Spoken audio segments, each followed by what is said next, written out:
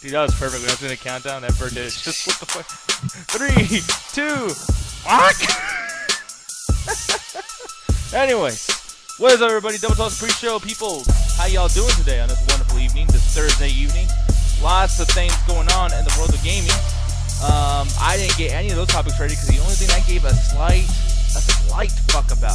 Only a slight though. I wasn't screaming and yelling, almost crying of pure fucking amazement, Alan. I was. I'm not some kind of nerd. Yeah, cause me too. I was totally it was pretty fucking awesome. We're gonna nerd out a lot. And if you guys are done hearing about the Resident Evil shit, then you might want to fucking leave. Cause we ain't went gonna to the stop. wrong place. Bro, what a fucking day, dude. Alan called it, guys. And maybe you don't want to like be cocky and say that you called it, but yesterday we were talking about this, and I was like, "What do you think the inventory thingy was?" And like, what do you want to see happen? Like, what's something that you actually want to see? And you're like, I don't know, attache case. They fucking brought it, bro. Finally, it has been. I'm watching that, and I'm like, this is just a first-person Resident Evil. This looks like the same city, and then I saw the attaché case. I'm like, it's finally back. It's been like 15 fucking years. It's finally back. The exact same thing. It's not even like, oh, it's slightly. No. They straight up just. I don't even know what they called it because I saw it for like 2 seconds. I don't know if they called it the attaché case, but it might as well be the attaché case. Yeah, because here it is right here, and I mean, this whole crafting thing, they kind of did something like this with like Resident Evil 3, the original, and then kind of with a couple other ones with the gunpowders and stuff.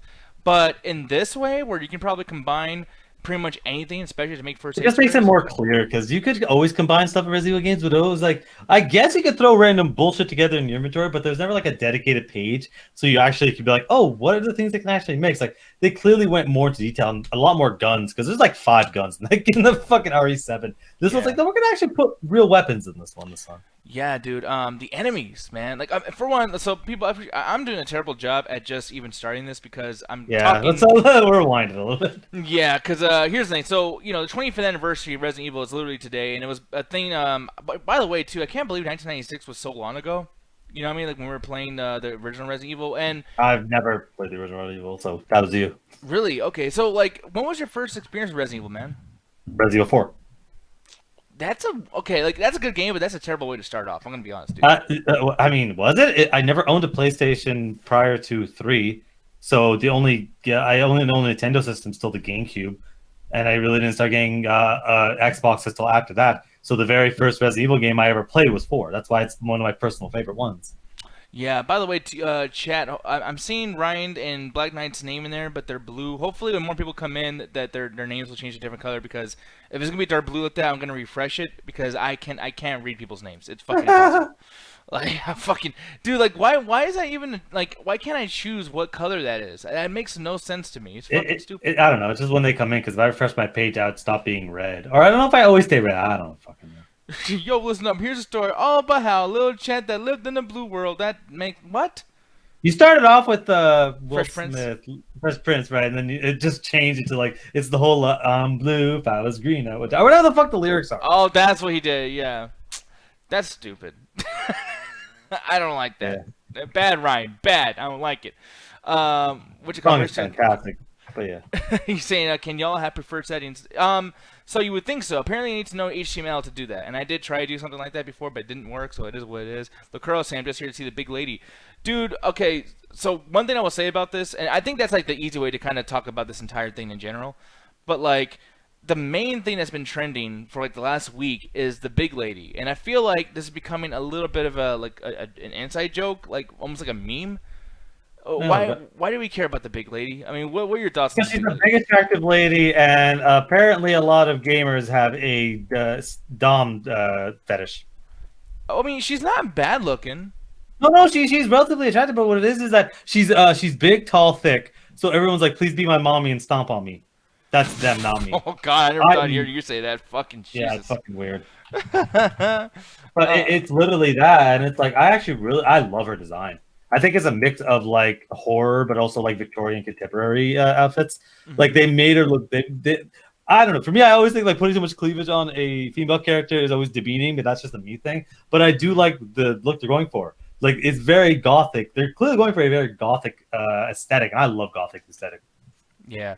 I did refresh everyone. Oh, there you go. The thing changed. The color changed. So good thing I refreshed. I'm happy that happened. That boy saying I can see someone cosplaying that. I can see that being the case too. Yeah. Oh, someone is going into the call over here. That is Jet. This is actually a perfect conversation for Jet to come in on. Jet, what are you feeling about the big lady in Resident Evil Village? Because people are freaking out about this, and you missed on some great Alan shit. He just said a quote of like, I think people are like, "Oh, stomp on me, baby," or whatever the fuck. It was the worst thing ever. I mean, yeah.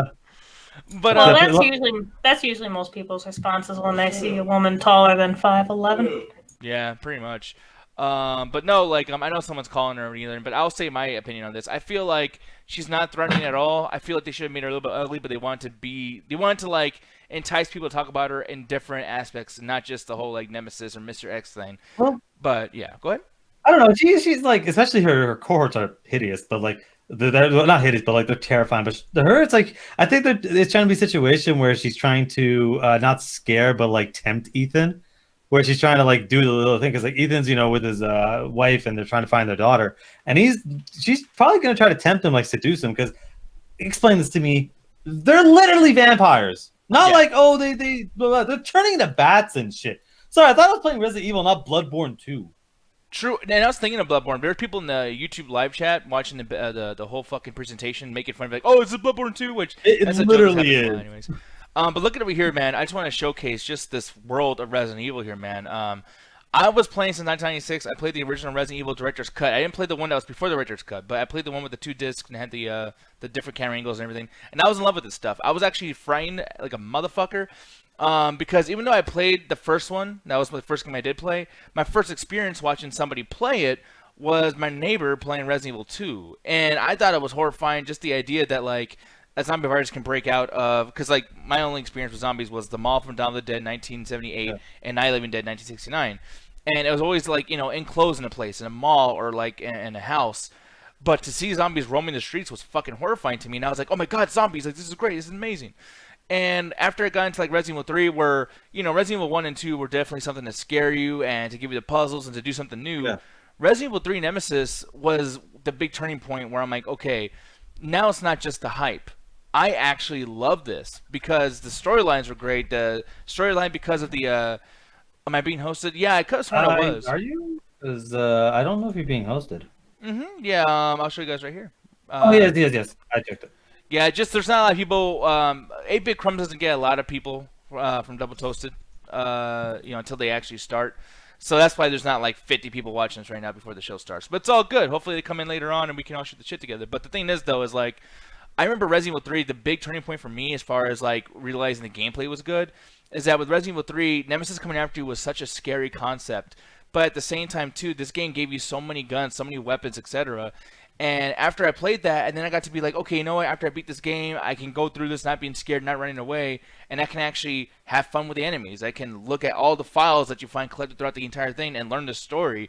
And I gotta tell you, dude, like, when a game can have good story because it's not distracting you with the enemies or you constantly dying or whatever, it gives you a time to really know, okay, is there something here, or am I just appreciating some bullshit just because the game is so much fun?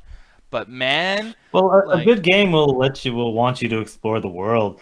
Sometimes there's a situation where there's like, because to me it's like I grew up playing story games all the fucking time, so a story will attract me. You tell me there's a good story, I'm gonna find a way to play it. But if the game itself doesn't lend to that, like it ends up being a problem. Like Resident Evil, like for me, the first Resident Evil I played was 4, and that was a situation where it's like I feel like the main story is interesting, but all the side stuff that you read on papers, I never gave a fuck about that stuff. Yeah, man. Because that's the thing. It's like Resident Evil 4 was cool and it had a pretty cool story as well, but that story was based on all the work that the past stories did. Not to take anything away from Resident Evil 4, but it was like, hey, we're gonna be fun. We're gonna be something that all the other games were not able to be because they're trying to scare you. But then we're also gonna tell you, hey, this is a new era with PS2, and we're gonna make this a story where you can have one player play, but it's an experience for everybody around you because they're watching you play and they're enjoying the story. And that's something I've really loved, and I started noticing that with Resident Evil 3. I noticed that a little too much with Code Veronica X. I think Code Veronica X took the story way too far, especially with the Umbrella Corporation. That shit got a little ridiculous. Even you know this, Alan. That Umbrella shit's fucking stupid. Oh, it gets so ridiculous. I thought, who funds these people? Yeah, no, exactly. You know what I mean? And who funds them to the point where they literally like are trying to take over the world and they end the world when you look at the movies. I mean, literally the end of the world happened because of Umbrella, and yet they're still but trying that's to make the money. movies. The movies are all their own stupid shit, and it's like the game's like it's never really the end of the world. It's more like they fuck up a couple cities. Yeah, but when it comes to all that, though, man, it's just like the story did get kind of ridiculous, and then Resident Evil 2 kind of brought back to some kind of normalcy, and Resident Evil 3 started making things a little confusing again. This is a remake of Resident Evil 3. Now, granted, it made sense to continue in the zone of like opening the world up to more like, okay, like the Umbrella has all these like twists and turns. Like some people are double agents for Stars and Umbrella, and all this crazy shit's going on.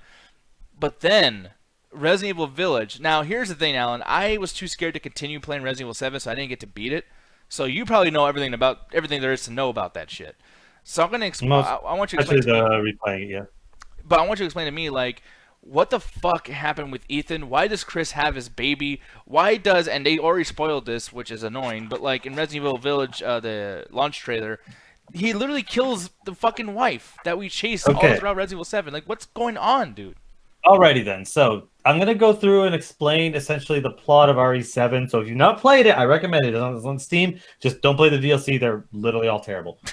Basically, it's very similar to anyone that ever plays Silent Hill. But Ethan, his wife goes missing years ago, but then gets an email a video email out of nowhere, going, "Hey, don't come for me. Like, there's some shit going on. Just forget I ever existed." And he's like, "No, yeah, you're like my girl. I thought you were dead. I thought you were missing. I'm gonna go find you." He was able to track down the address to this random house in the middle of fucking nowhere. And like the moment you enter, you get captured by like the crazy fucking hillbillies. Arm gets cut off. It gets sewn back together, and then you're in the game. There's all sorts of crazy weird shit. They keep healing after all these wounds and stuff, and it's nuts. There's these weird monsters all around. So as you go throughout the game, and there's a lot of specific stuff that's not really important, but basically you're trying to search for your wife this whole time. And you're realizing that some outbreak that happened actually infected this family. So the whole story is about one small family, and that's what I really liked about it, because it kept it very concise. It wasn't the whole city. By the way, they are actually, yeah. Okay. So what I loved about it is it's very concise. It's like R2 is like R2 is like a whole city. R3 is a whole city. This is like it's just a small family, but you get to see how much damage this can do. But you discover over the course of the game near the end that these guys were normal people, because you get this weird again, this virus is magic, people. So you get to kind of talk to their spirits, and the guy sits you down, like the guy who's fighting at the start of the game goes, "Ethan, sit down. I need to explain this to you. We were just normal people, but the sickness happened, and it takes your mind." He starts explaining this very normal. So you've killed the entire family at this point, and they start to kind of explain. It's like, yeah, this ended up happening. You're like, well, what the actual fuck is going on? Then this is my favorite part of the game. You actually get to play as the wife. So it turns out, know this.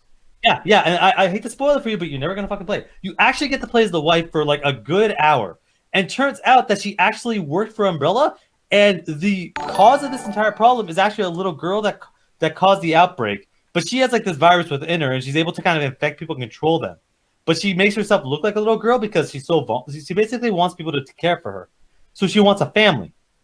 So what happens is she actually escapes from the Umbrella where they're trying to weaponize her, and she infects a family. That's why you see her throughout the game as a little girl, and then she's like, no, I want this family. So she infects the fucking parents and the brother there to basically be her family and treat her like this. So Ethan has to actually go throughout the whole game trying to figure what's going on, and eventually has to kill her, who turns out she's like a 75-year-old woman. And that's yeah. But she's making everyone think she's a child. So the game ends, and that's when Chris shows up, and he's working for Umbrella. You save your wife, and everything kind of goes, hunky dory. The plot of this game is apparently it's like years past, and they kidnap your daughter. So for some fucking reason, but my guess is because of the fact that your wife is actually infected by the girl. My guess is something passed down, like some ability of the virus to do stuff passed down to your daughter. So they're kidnapping her to like try to weaponize her. Because your wife does get infected about really early in the game. You'll like this. About early in the game, you actually have to kill your wife like the first 2 hours. Like you start fighting her, and then she just comes back and runs away because she's actually infected as well. You cure her, but I'm sure some of that shit was lingering and changed her biology. So now in the sequel, your kid might have some powers or whatever, Yeah, that's fucking insane. And then, to be honest, like it's kind of giving birth to whatever the fuck they're gonna do post Resident Evil Village. Because what if the kid grows up and has these fucking powers, and they either infect another family, or they become like this big heroic being that fights off Umbrella, wherever the fuck creatures they come out with. You know what I mean? Yeah, but one thing that I really liked about it, it's like there's a lot in here where I was like, I don't know what the fuck's going on, but I love the story for Resident Evil 7. It is fantastic. It kind of just shows like you can tell an interesting story. You don't have to go big. The whole world's infected with zombies. Literally 5 people are infected. Like a couple people more die over the course of the game because you see that the family's like basically trying to get more people to the family, so they start kidnapping people. But like in total in Resident Evil 7, like maybe 7 people die. And I'm like, I like that because it's a smaller scale, so it's scarier, you know? Yeah, and then that's the thing too. Is like when you go down to like the scariest movies that you ever seen, like The Exorcist or not Hell's Have Eyes, but Chainsaw Massacre, shit like that. It is small scale. It's usually always small scale when things are really, really scary because you feel like you're helpless. And I'm Yeah. looking at this, and I will say on the reverse of that, not to sound like I'm negative, guys, because I am super fucking happy about what I saw today as far as Resident Evil Village goes. Not necessarily the 25th anniversary celebration, but we'll talk about that later. Looking at this, though, it's like this is not small scale. This is big. It's a village, and there's many, many characters going after you. You got fucking 3 girls that are turning into bats like fucking Dracula. You got a tall lady chasing you. You got a huge ass bloodborne boss chasing you with a big ass hammer. You got people, wolf people running after you. You have some weird zombie witch fucking hybrid chasing you, and you got to shoot it. And it's like this could be fun for a video game. But once again, people are going to shit on this because of the story and because the atmosphere has now went down. And Resident Evil's been scary as fuck. Resident Evil 7 made people scared as shit just like Outlast did. And Resident Evil 2 and 3 made people scared. I was scared as shit from Nemesis in Resident Evil 3, despite people not liking that game. But this, I'm not scared of this. People were talking about how much they want to fuck the villain, the tall lady. That's not scary at Yeah. all.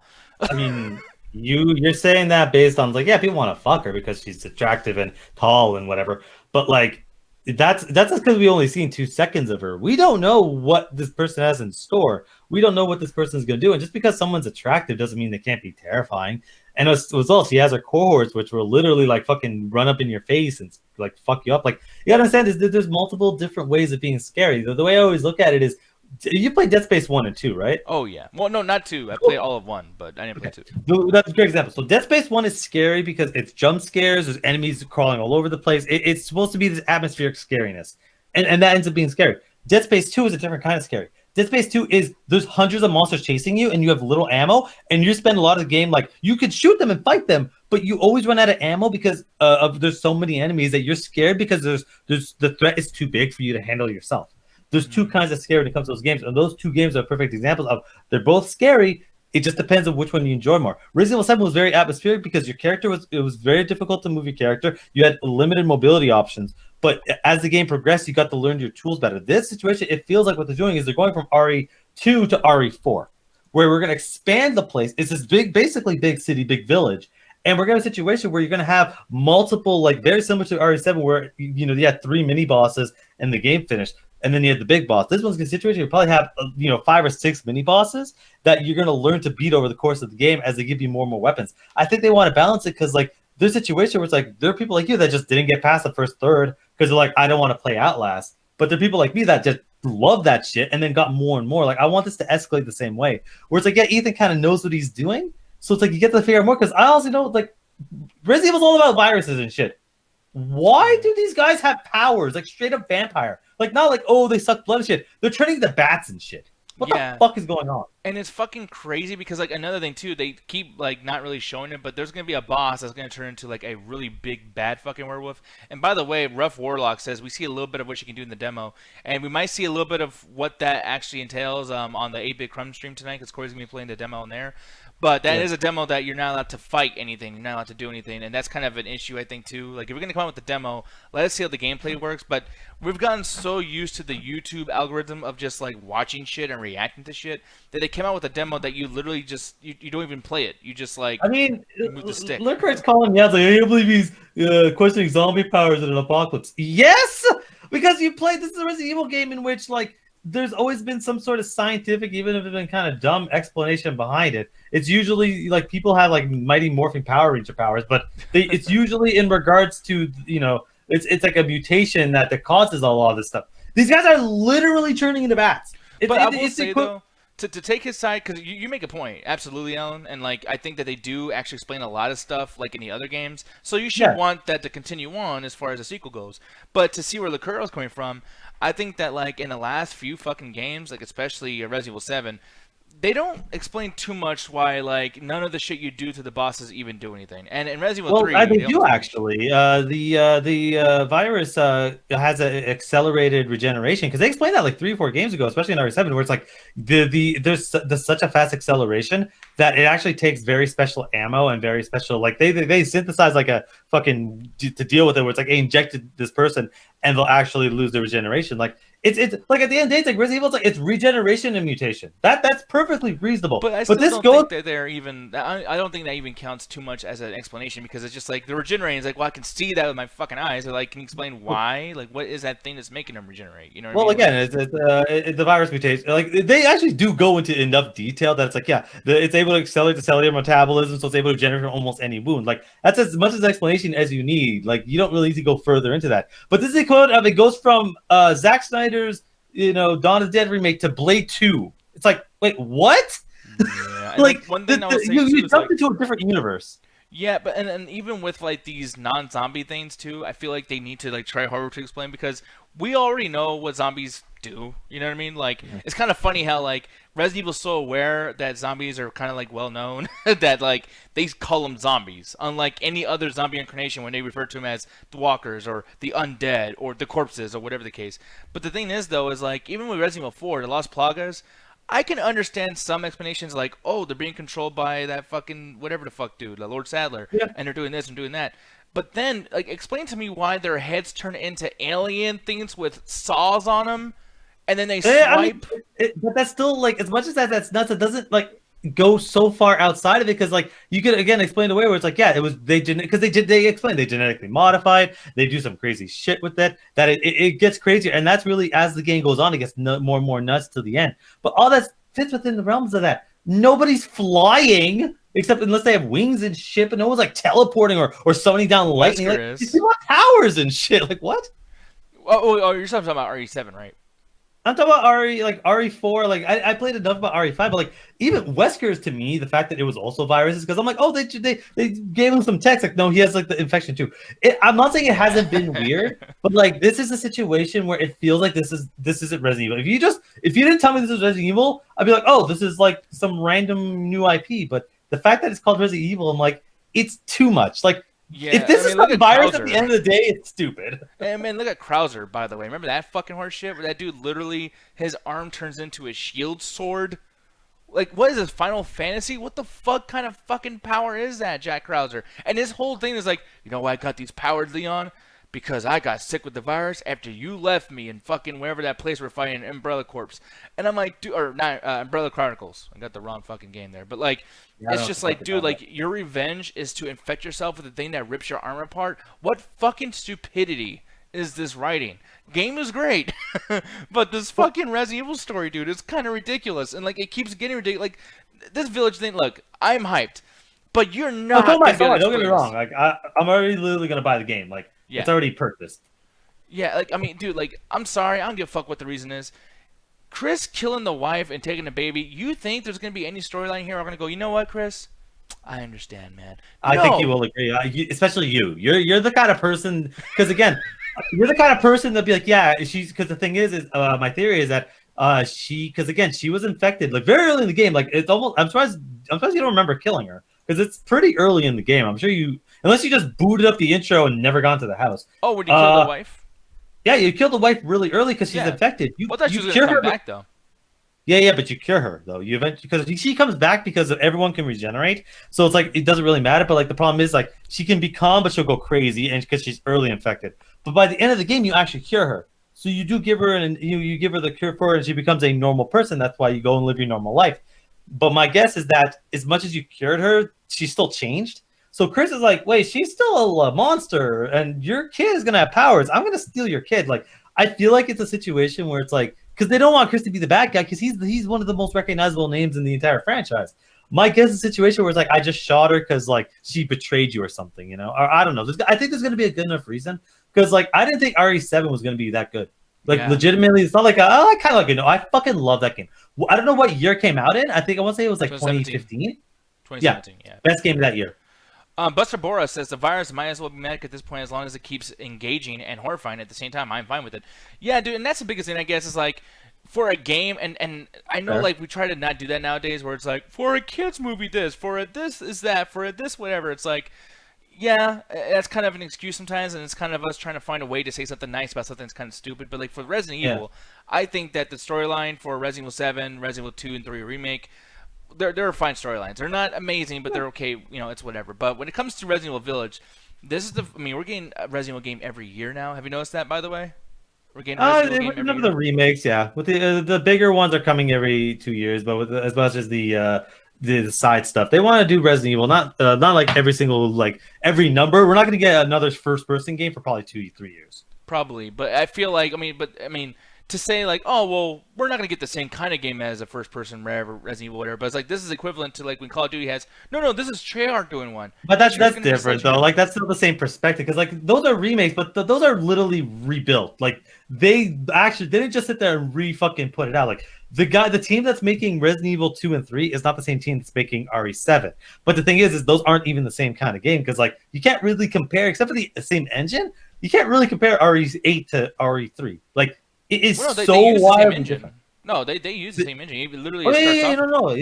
Sorry. They are using the same engine, but they're completely different perspectives. So they're different teams that are working on it. But that's the thing where it's like all Call of Duty are essentially they're first-person shooters. There's no real change, but you're literally going from a third-person action game to a first-person action game. It is. I'm gonna have you continue. I'll be right back. Guys, it's fun for it's so different how they're going to do. So it's like I'm not necessarily worried about that, but yeah, like those are when also they say 2 of those are remakes. I don't slide that as those don't matter. Those are because those are from the ground up. They rebuilt the entire fucking game from like start to finish. I can't wait to see what they do with RE4. But it's a situation where it's like I don't know if RE4 is going to come out next year, but like I don't mind a big scale Resident Evil game coming out every year as long as it's a different perspective. Because that means a different team's working on it for different sensibilities. Because a first person game is going to have a different sense of horror and threats than you would because when you have a third person game, you can see a 360 around you. When you're first person, you can't see behind you. So if there's something running behind you, you just have to book it. You don't have a chance to turn around because you'll get hit. Fucking Eddie, big titty, tall witch lady. I fucking love it. I mean, now let's get into the gameplay really quick before we get out of here. Because I know Corey's gonna be doing the show, and I don't want to interrupt any of that because I know you guys give a shit about what he's gonna say about this whole thing. But for me, looking at the gameplay, I will say that it's not gonna be free roam. It's gonna be definitely one of those situations where it's linear. They're gonna have, all these set pieces. I mean, what do you feel in that sense? Because I guess you disagree with me. No, because Resident Evil games have always been linear. Yeah, but like I feel like with Resident Evil 4 it became a little less linear, and Resident Evil 5 way less linear. But by the way, quick aside, I'm literally playing Resident Evil 4. It's still a classic. It's a classic, but it aged a little bit poorly. It actually doesn't. The thing is, I was going to bring that up because of the Resident Evil remake. The character models still look fantastic. Like, Leon still looks good. The environments look like, they look bad because, again, this is a texture from 2004, for fuck's sake. But, like, the actual character models are pretty good. Like, it's weird because, like, they focus on making everyone, the people look good, and the environments, like, they're very basic where everything looks like it's covered in shit. Like, the whole wallpaper looks like someone just smeared dog shit all over it. And McGill was saying, let's talk about Resident Evil 6. No, let's not. That game's a piece of shit for some people. I like Resident Evil 6. Well, see, I liked it, but, like, I like 3/4 of it because what they did is they made 3 different games and put them into one. Like the Leon game was made for me. The Chris game, it's alright. The Wesker game is fucking horrible. I actually like the Wesker part. I can't. I hate it. I'll say this. I like all the campaigns for Resident Evil 6. I hate all the endings because I swear to fucking God, nothing pisses me off more than is he dead? Let's just fight him for 8 hours. I'm like, they do that like twice in Resident Evil 7. But see, the reason why I'm bringing up the idea of it being linear as fuck again is because this is what I'm afraid of. I am hyped as fuck to see this. The merchant stuff. I guess they're calling him the Duke. I was like, the merchant back, but I guess I don't know.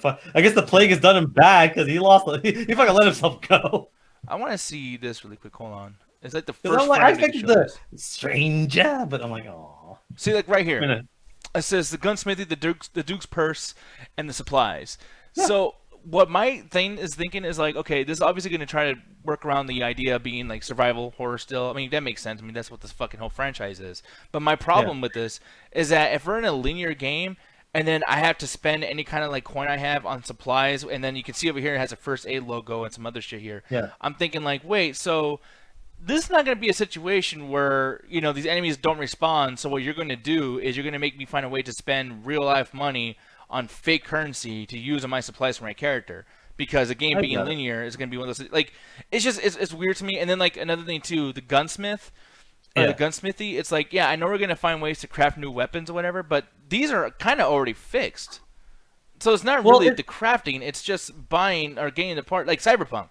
Because Cyberpunk lied about that shit. Because Cyberpunk was like, we're going to craft weapons. It's like, there's no crafting of fucking weapons, you liars. You do get to craft weapons, actually, in Cyberpunk. But as a quick side, like, the best way to kind of look at the system is look very similar to RE4. Because, again, I keep bringing up the comparisons to RE4, but, like, this is very similar to RE4. There was kind of an upgrade system in RE7, but it was stupid. Like, you found these ancient coins and, like, you put them into the bird cages or some it was stupid. But with this, it seems like it's very similar to, it's like, it's going to be very similar to RE4, where it's like, RE4 is still fairly linear. And the definition between linear and free roam, I literally think about this all fucking day after watching this. I'm like, what is a free roam game versus what is a linear game? That's an hour-long discussion. But at the end of the day, RE4 is very linear, but the areas are open. So you have a situation where it's like you can find, you have to find money in like random boxes, or enemies drop money. So you get a lot of money in the game. Like, I don't know what the fucking currency was like called, but like you get like, $20,000, $30,000. And you do that is instead of, I wish you could buy ammo for, it says supplies. I think it was the first time you could buy ammo in a fucking Resident Evil game. Oh, yeah, it literally says it right. I actually have it saved right here. You can buy bullets. And here's the biggest thing about that, too, though. Oh, my God, it was so stupid. Well, yeah, because in Resident Evil 4, you know what I had to do? I would have to shoot my clip to the very last bullet, and then if you upgrade the capacity, it just because of proxy. Oh, that worked? Yeah, it actually refills your ammo if you have one more bullet left in the clip. Fucking crazy. The thing is, though, use that, by the way. It might help you with your game. yeah, definitely, especially if we're playing it. But yeah, it's a situation where it's like, it's going to be fairly linear, but it's going to be a situation where it's going to be more wide open, where it's like, it's not going to be a situation where it's like, hey, you finish one room, go to the next room. It's going to be like, you walk into this, decently big area, and there's going to be hidden stuff for you to figure out, collectibles. Again, RE4 is going to be the perfect example of what this is going to be. Walk into an area, it's going to be fairly big. There's going to be multiple different hidden items. There's going to be the spawns of enemies, and you're going to move. You're going to get whatever you need in that area, and then you're going to move on to the next one until you get to some version of a boss. And then that boss is going to leave something for you to continue, and you get new weapons along the way. Like, I'm excited for this because it feels like RE7 was a tech demo, and this is like, we figured out how to make this engine work. We're going to do some crazy shit. Now, really quick, I want to show conversations happening in chat, because keep in mind, guys, and one of the gimmicks that I like to talk about as far as the chat tag goes, the reason why we're called the chat tag, we're the most interactive fucking podcast that you'll find out there, goddammit.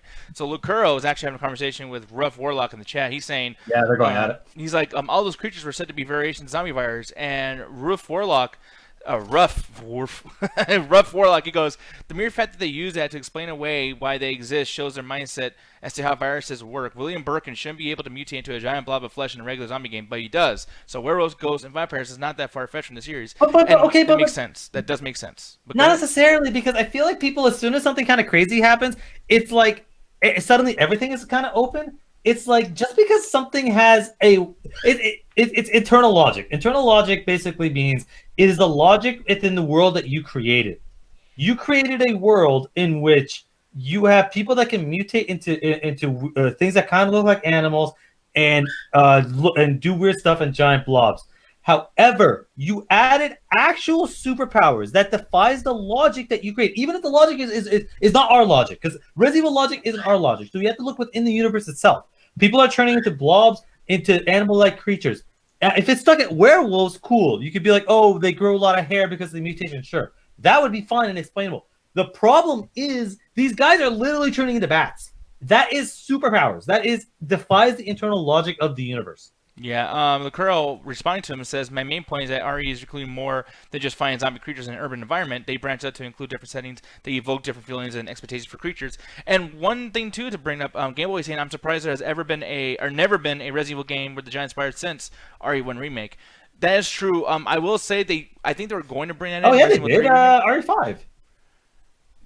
Wow, they did? I can't remember. Yeah, it wasn't an enemy type, but it was a boss. Oh, yeah, you're right. That makes sense. But I explicitly remember that because I'm like, Oh, giant spiders! This shouldn't be able to fight me. Yeah. This is me being like super science and analyzing everything. I'm like, giant spiders have a giant exoskeleton, which means the bigger they are, the slower they move. Yeah, exactly. By the way, yeah, Rob saying, keep in mind this is the same series that has Chris punching giant boulders, so he's a regular ass man.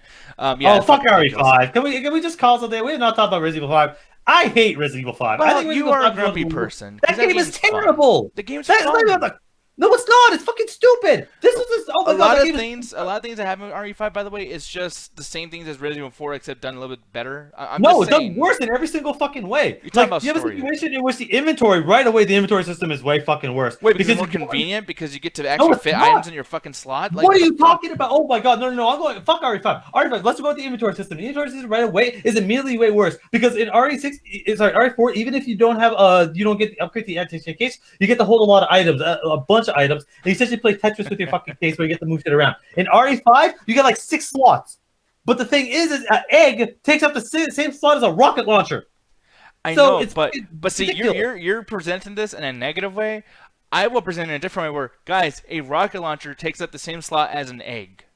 Yeah, but the problem is you often fill up with inventory. But the way they offset that is, hey, don't worry, you get to play co-op. And by the way, I played RE5 co-op every single time. I've never played the game solo. So don't give me the bullshit I play by myself.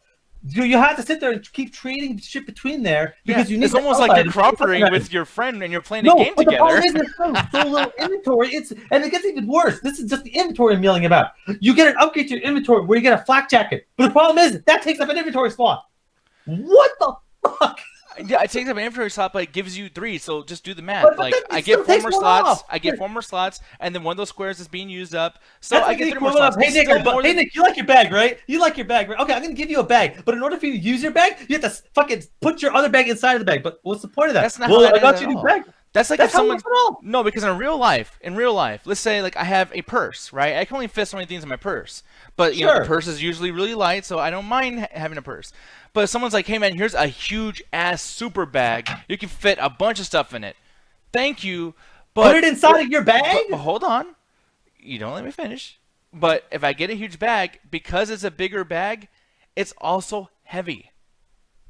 That's what the attached case is supposed to, or not the attached case, but that's what the inventory is trying to tell you by having that thing take up a slot, is that there's a piece of weight that's being, you know, like accompanied by the fact that you have a bigger flak jacket on. That's the point. No, but again, it's not the point. It ends up detrimenting gameplay because your inventory is consistently filling up. So they wanted to do that because they essentially wanted to focus so much on co-op. So they are essentially taking away one of the most awesome inventory systems ever created, simply because they're like, well, you're supposed to constantly switch between your person. So it ends up being a situation where one person like Chris has all the ammo and all the weapons. Because by the way, ammo takes up its own space too. So you have to sit there and figure like, who's gonna carry all the ammo? Who's gonna carry all the fucking health? But God forbid you play this by yourself, because your AI will just, a little bit of health, I guess I'll use all the health fucking thing. So God forbid you play this by yourself, or you're just going to lose all your fucking health. And I haven't even talked about the game yet. The story is so unbelievably ridiculous. Oh, they added not even that story. Okay, fine. Let me go to gameplay. I can rant all goddamn day. They added a cover system in this game. A cover system in a game in which you can't move while shooting. And it only works on like 2 walls in the entire fucking game. But somebody's supposed to need to code it in there. The zombies, oh my god, the zombies are so fucking in this game. The zombies go from like decently okay to like riding motorcycles and throwing chains at you. They're not zombies. They're not zombies. Whatever the fuck they're called. They're on steroids. I don't give a shit. They then switched to them being in Vietnam where they have fucking like World War II fucking helmets and fucking AKs shooting at you. That's not even counting the fact that there's giant metal balls and death traps. And by the way, let's talk about the explicit racism.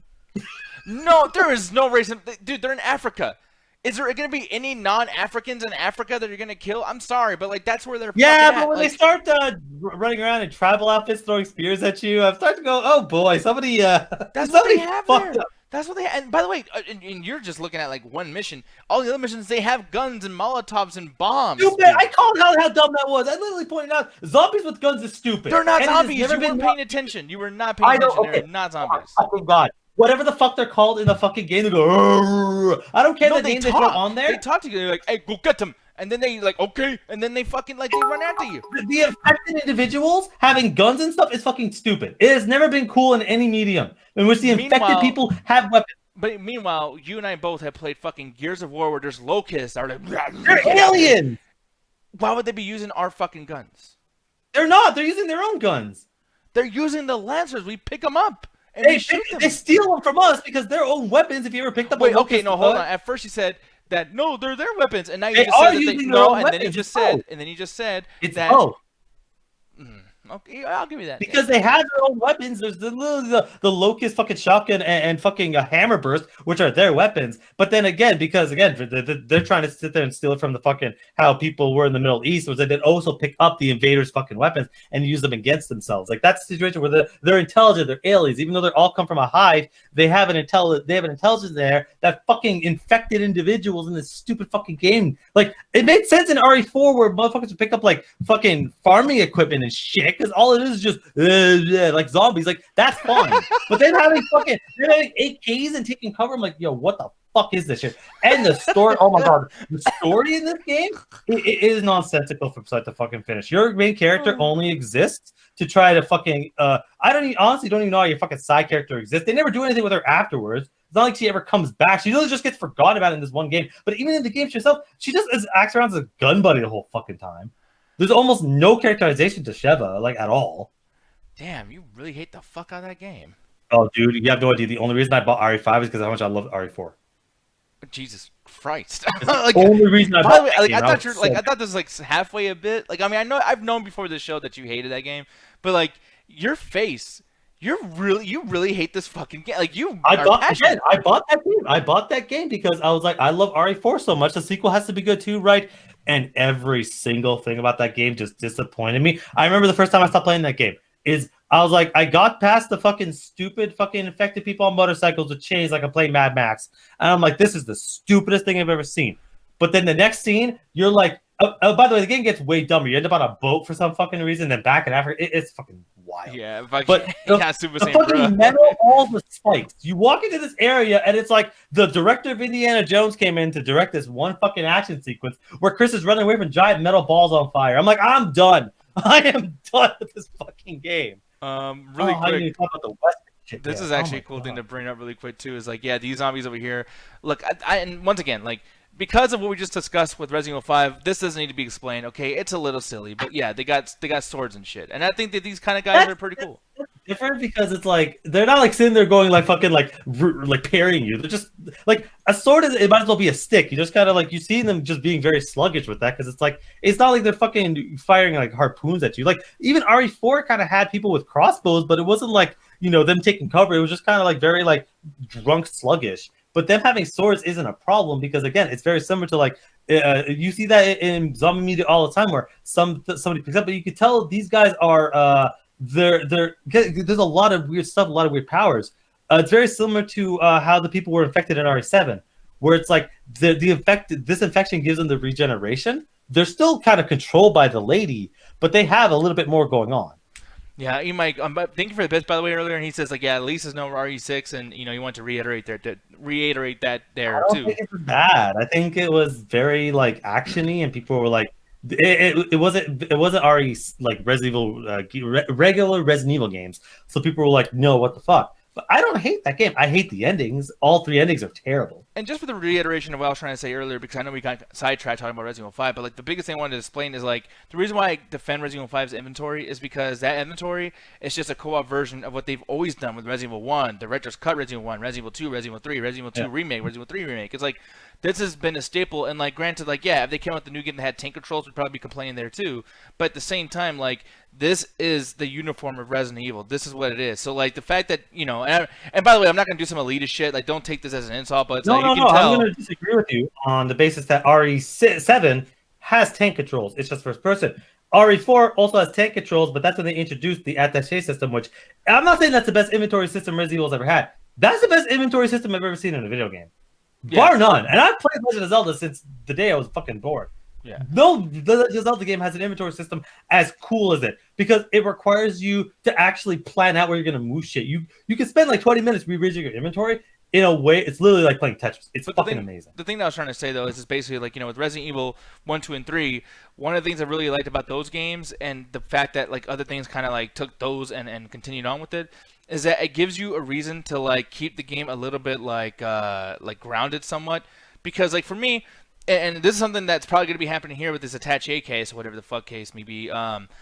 I like that there's reasons why I can't be completely super awesome in a game, because they give you reasons why. Oh no, you don't have enough to do this. You don't have enough to do that. It's not like some God of War shit where it's like, oh, I gotta wait for a set piece and then I'm able to do some cool shit. Same thing with Assassin's Creed. I really fucking hate. I hate that like they'll give me a piece of what the game is going to be, then they take the shit away, and then they're like, oh well, you'll be able to have cool stuff later on. You just gotta wait for the storyline to happen. It's like, give me an actual reason and don't just hide some shit from me and fuck me up. You know what I mean? I like that there's a reason that my inventory is low because I need to get a attaché case. I like the idea that, maybe you get to craft these fucking weapons in this game or whatever. That's going to be cool. Or you get to find them or whatever. I think RE4 did that great. I think this game's going to do that great. But I will say that, the things that probably held Resident Evil, down a little bit and kind of kept it very grounded, those things being kind of opened up in this one could be cool. But then what everyone complained about with Resident Evil fucking 5 and 4, you're going to make this not scary again. If this becomes not a scary thing again, it becomes another action game with like a cool inventory system and lots of options and lots of weapons and maybe a more open area and not so linear, you're going to fuck up again what the fans told you not to do last time, and you did it. They didn't learn from their lesson. I think that especially with the gameplay we saw where the dude's in the underground area, that was terrifying. It scared me, but how many times is that going to happen? And are you going to go down there with a machine gun? Because will you be scared if you're going down there and whatever enemies can come up, you're going to shoot it to shreds? Well, yeah, you're going to shoot the shreds, but like a situation where it's like you're not playing Call of Duty here. You're not like, I have 5,000 ammo. It's like you're probably going to have like, again, it's very similar to other games where it's like they're going to limit your ammo because it's like they want you to be smart about it, not just spray and pray. But even if you have a lot of ammo, if the enemies, you can't see where the enemies are, like there are different kinds of fear. There is the fear of the unknown, and then there's the fear of you can't stop it. Because these enemies are going to take more than one bullet. These, especially the bigger enemies they show in there, were like the big dudes. Like that dude's going to take a lot of ammo. Again, like Resident Evil might not be as scary as RE3. I don't think Resident Evil 4 is like, it focused more on actions. Resident Evil 4, 5, and 6 aren't scary at all in any way, shape, or form. But and then they go back at RE2 is. I'll say this: I don't think RE2 is scary. I think RE2 is just frustrating. RE3 is a little bit scary because you're being chased by this giant fucking monster, but like I don't think RE2 is scary at all. I think people just think it's like, well, it's a horror game, it should be scary. It's like, no. It's trying to horrify you. It's trying to make you afraid of the monsters themselves, but the games aren't scary. Yeah. No, I can agree with that. And back then they scared the fuck out of me, but I don't know if that was because of the game or because I was a fucking scared little kid. But I will say, like, to this day, Silent Hill 4 still scares me, and Silent Hill 2 still scares me. And The Evil Within is a little scary. Like, there's a lot of stuff that still can be effective. But it is. I know you don't like that game either. We're not going to talk about that. Terrible. But I'm going to go ahead and read the chat, and for the sake of interactivity, before we get the fuck out of here, guys, because we are going to leave right now. But really quick, Kirk was trying to throw some shade at you, and you can go and respond after I say this. He says, Alan hates RE5 because they give you a choice to play as a woman. Tell him why he's wrong, because I gave you lots of shit. Okay, who said that? Like, Kirk Lazarus. Man, fuck you. Really? You're telling me that? The guy that gets yelled at by this guy almost on a monthly basis that I like to pick females in video games. Yeah, that's me. Kirk, just change the name to Nick, and then maybe you'll have a point there, because I give him tons of shit for playing as girls in games. I think it's a weird thing sometimes. I'm not trying. By the way, man, I just realized how this sounds. So I'm not trying to say I'm sexist, motherfuckers. Okay, like what I'm saying though is like I've met lots of dudes that like play girls in games and they're kind of pervy with it. And then I've seen other people that might be gay, but they don't want to tell me. But I notice, like, hey, you play with lots of Barbies and play as girl characters a lot. So I give Alan a little bit of shit. It's some mid-2000s. Little bit? Well, I stopped now. I don't do that anymore. No, you didn't. I play as Jill in Resident Evil. This is you don't have a choice. You actively told me that your dad yelled at you for that shit when you were young.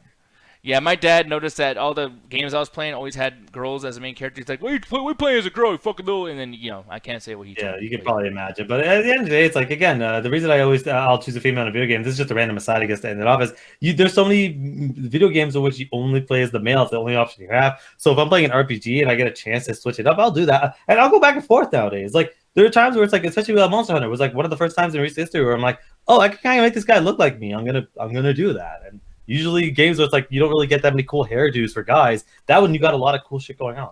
Lucuro saying the main thing I didn't like about RE5 is how they treat Sheva. She never really got a relevant moment. They pushed the African protagonist to the side. I'm going to move past that because Alan did touch on that. Rough Warlock saying, can we agree at the very least that at least the world of Silent Hills monsters are easier to explain because of their more supernatural psychological manifestations. Yeah. But at the same time, though, it's like, are they real then? Like, I don't like that. But that's actually, I actually love that because, again, you have a situation where that's psychological horror, so it's like you don't know what's real or what's not. RE2 is a perfect example. The big-titted sexy nurses are a manifestation of the main character's lust. So it makes sense that it's like, okay, that makes a lot of sense. Them showing up in other games, that's one of my favorite reviews. Like, them showing up in other games is fucking stupid because it doesn't reflect that. It's specific to the character. But yeah, you can get away with Silent Hill because it's psychological. So it's like it is fucking with your mind. So you don't know what's real, what's not. Especially with not RE4, Silent Hill 4, the one where you're the soldier. Like that's all fucking with your mind. Like that whole game's a mind fuck. Yeah, dude, especially when like you find a hole in your bathroom and you go in there and it's like, is this scary because it's like legitimately scary, or is it scary because that dude does not want to be walking through a tunnel into fucking hell? Basically, it's like it's really creepy shit. Also, too, he's saying Rough Warlock saying I don't think too much about it. I play a lot of female characters fighting games and male characters. I do now too, but there was a time, dude, and this I don't think that there's a big argument against me on this, but like they made them girls so fucking sexy and like perverted sexy, Like if you're playing these characters a lot, you might need to get a girlfriend. Like it's something that always pissed me off about Dead or Alive, and I love Dead or Alive 5. I think Dead or Alive 5 is a fantastic fighting game, but it's like I play as a character where I'm like, well, which character feels the most fun to play? And it was Christy. I was like, I like her design, I like her everything. The outfit is literally how much cleavage you want to show. I'm like, yeah, and it's fucking. I love this game. And it's like I love this character, but it's like a little bit of respect would be fucking nice. Actually, but the moment they cheat, I'm sorry. Go ahead.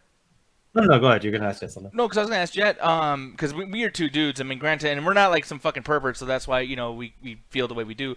But I'm really curious because Jet is a gamer, and it's like back in the day, Jet, did you feel yourself kind of deterred from playing certain games because it was super overly sexualized? No. No, like what'd you feel about it? Like, did you ever feel like like what the fuck, like anything? Like like I played Dead or Alive, and basically when I forgot which one it was. Leisure Suit Larry. Oh, Jesus. I never played this. I was in fucking like either Hollywood Videos or Blockbuster, just walking around about to rent a game, and I literally saw that cover. And I was just like, I want to play that. But knowing me, I was with my brother and my dad at the time. I could not play that game. So years later, I basically just went ahead and just watched other people play it. I mean, I can play it now, but still. Wait, was it terrible? By the way, was this that sexual? Like they have like a phallic dick thingy in the top. Oh, at the time it was very Austin Powers. That wasn't the one. Scroll down a little bit. Okay, well I'm scared. Be careful. I'll say you might want to be careful. All right, I'm scrolling down just a tiny bit. Is that the one? Oh yeah, I remember. Yep, that one. Okay. Yeah, it was very lewd. I don't think they ever showed nudity because I never actually played the games. I just saw fun fact. These games are actually pretty funny, especially this one. It wasn't sexist as hell. Fuck yeah, it was terribly sexist, but it was fucking hilarious. Wow, I just know, like, I don't know, maybe because I am perverted at times, and it's like, maybe when I was a kid, I was kind of like, I don't want to, like, let anyone know that I'm like that, so let me just try my fucking best way to just avoid this, so no one calls me, like, hey, why are you playing that, you fucking prevert, like, whatever the fuck, At the end of the day, as much as I give Nick shit for that, that is a problem with how people view males playing video games, where it's like, you always have to be like men again, you look at males in video games, they're always supposed to be the coolest person in the room, the strongest, they're able to get everything they wanted. But especially with women, it's like they're often portrayed as the victim or just pieces of meat. But it has a good situation of what's it called, male toxicity, where it's like if they see a male playing the video game, they automatically assume weakness, even if that's not the case. And hey, again, I'm not saying that every single person that picks a female is totally upsetting system. Yeah, there are a lot of perverts out there. I'm not denying that. But it's that male toxicity that we assume that's always the case, and that always kind of bothers me. Mm-hmm. And it's like, I'm not gonna sit there and say Jet, oh, she's wrong for Hello. I say no, she feels the way she feels. But it's a situation where it's like that always kind of bugged me, where it's like I would play Mortal Kombat, for instance, and it's like, how long did it take before any of the female characters got any sort of character? All they were was just palette swaps, and then they're all just like, how much cleavage can we show before we get in trouble? But it wasn't until later on that like, hey, we actually get some characters for these fucking people. Well, I remember even this too, and that's funny, Game Boy. Yeah, I remember Cutler's Revenge episode. That shit was great. The whole Atari porn episode's hilarious. But I remember when I finally found out not to give a shit about my dad's opinion is because I had a Nintendo for a very long time. Like even though I got a PlayStation 1 or whatever, I would go back and play old school games. And this is a new high res version. It didn't look like this back in the day. But when I knew that my dad was just full of shit as far as giving me shit about the characters I play, it was when he saw me playing Contra. And he was like, "Oh, you playing Contra? That's badass." My dad never played Contra before, by the way. So he's just like, "That's badass. Those dudes have muscles and shirts off." And I'm like, if I really wanted to, I could turn this around and make you look gay as fuck. Just like, "Oh yeah, dudes with shirts off." Well, yeah, because I think it was like Commando and Arnold. It might as well be the Commando video game. Yeah. But it is a situation where it's like, yeah, well, guys are expected to do that in all forms of media. Where it's like, don't ever do. How many guys here had to hide that they watched Totally Spies? I'm raising my hand on that one. That show was awesome.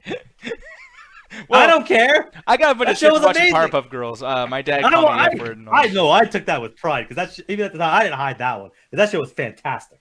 I remember I cried at like an anime movie too, and he gave me a bunch of shit because the main character was a girl, and it's like, "You're crying at the girl shit? What the fuck?" That kind of shit. I'm not gonna make this whole thing about talking shit about my dad, but the thing is, it's just like, and I think like my friends were kind of like this too. They didn't give me as much shit because we were onto our fandoms. But like, come on, dude. Like, are we forced to have to be into this? And do girls ever deal with that? Like, wait, you didn't get the Barbie game? You got GTA instead? What the fuck? I'm sure it was. Like again, Jet's here. We can ask her, but I'm sure there was situations where they're also pressured in the gender norms. Yeah, like what's the thing that you feel pressured in that you actually did try, Jet? Like, was there something that you're like, okay, I bought this or watched this because of my gender and no other reason? I never really had a problem when it comes to video games or like TV shows like you guys did with pressuring stuff. For me, it's mostly like body types or putting on makeup. That makes sense. Yeah. But yeah, dude. Like I don't know. I fucking hate that shit. Like I remember like even back in the day, like if you're watching wrestling, and like a girl comes up, it's almost like really reverse effective because if I'm watching a girls fight, it's like, oh, you're watching that stupid shit, and it's like.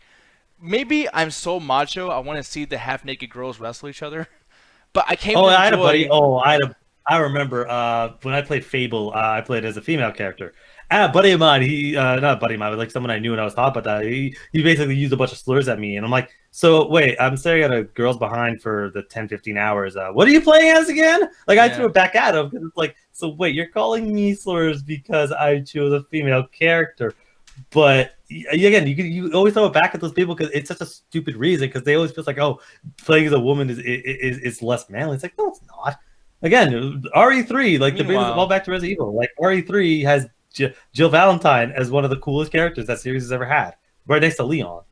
Yeah, Kirk and Nick's ass Stone Cold, but might as well be. Oh, what the fuck you doing? Oh, pretty much, bitch. No, but another thing too, I remember my friend Brian. In real life, and one of these days he'll watch one of these fucking shows. But I used to give him shit just like because he played many girl characters, and he's like a My Little Pony fan, so I gave him a lot of shit. The thing is, though, one time I was talking shit while I was playing a game at his house, and I was like, "Yeah, watching all that stupid ass shit, you gay ass, or whatever the fuck," just making fun of him.